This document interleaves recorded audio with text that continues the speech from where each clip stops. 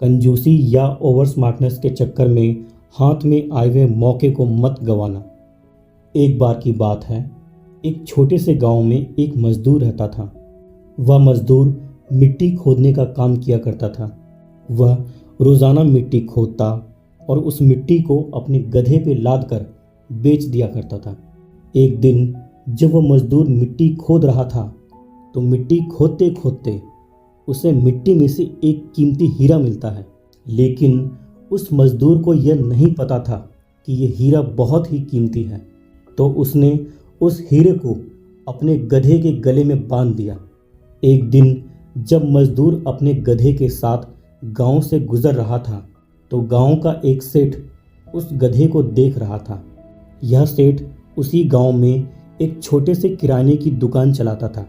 सेठ ने जब उस गधे के गले में चमकीले पत्थर को देखा तो उस मजदूर से पूछा कि तुम्हारे गधे के गले में ये क्या है, बड़ा चमक रहा है। मजदूर ने कहा, यह चमकीला पत्थर है जो मुझे मिट्टी खोदते समय मिला था। अब सेठ को यह चमकीला पत्थर पसंद आ जाता है और वह सेठ उस चमकीले पत्थर को उस मजदूर से 50 रुपए में खरीद लेता है और अपने दुकान के तराजू पर लगा देता है। अब जो भी सेठ की दुकान पर आता तो उस चमकीले पत्थर को देखकर उस पत्थर की बहुत तारीफ करने लगता था। एक बार एक जौहरी उस सेठ की दुकान पर आता है और जब वो उस चमकीले पत्थर को तराजू पर लटका देखता है तो वो समझ जाता है कि यह कोई मामूली पत्थर नहीं, यह तो एक कीमती हीरा है। जौहरी सेठ से पूछता है कि ये क्या है और तुमने इसको अपने तराजू पर क्यों लटका रखा है। सेठ जौहरी से कहता है, यह चमकीला पत्थर है जो मैंने एक मजदूर से 50 रुपए में खरीदा था। जौहरी सेठ से कहता है, क्या तुम मुझे इस चमकीले पत्थर को बेचना चाहोगे। तो सेठ उस जौहरी से कहता है, क्यों नहीं, अगर ये चमकीला पत्थर आपके किसी काम आ जाए तो ले लीजिए। मैंने इस पत्थर को मजदूर से 50 रुपए में खरीदा था, आप 100 रुपये दे दीजिए और इस पत्थर को ले जाइए। अब वो जौहरी जो था बहुत कंजूस था।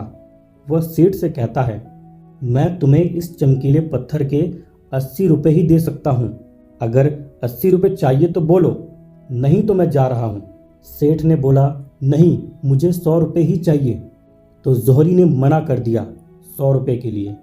अब जौहरी ये सोचकर वहाँ से चल दिया कि आज सेठ नहीं मान रहा है, कल आऊँगा और 90 रुपये देकर सेठ से यह हीरा ले जाऊँगा।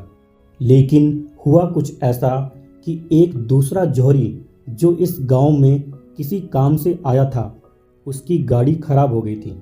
अब जब तक ड्राइवर गाड़ी को ठीक कराने चला गया तब तक वो जौहरी उसी सेठ की दुकान पर कुछ लेने चला जाता है। जब उस जौहरी ने सेठ की तराजू पर उस चमकीले पत्थर को लटका हुआ देखा तो वो भी समझ गया कि यह कोई मामूली पत्थर नहीं और वह सेठ से उस चमकीले पत्थर को खरीदने की बात करता है। सेठ उस जौहरी को भी वही बात कहते हैं, अगर ये चमकीला पत्थर आपके किसी काम आ जाए तो ले लीजिए। मैंने इस पत्थर को मजदूर से 50 रुपये में खरीदा था, आप 100 रुपये दे दीजिए और इस पत्थर को ले जाइए। वह जौहरी बहुत अक्लमंद और होशियार था। उसने एक सेकंड भी वेस्ट नहीं किया और सेठ को 100 रुपये देकर वह चमकीला पत्थर खरीद लिया जो कि हीरा था। इसके बाद वहाँ से चला गया।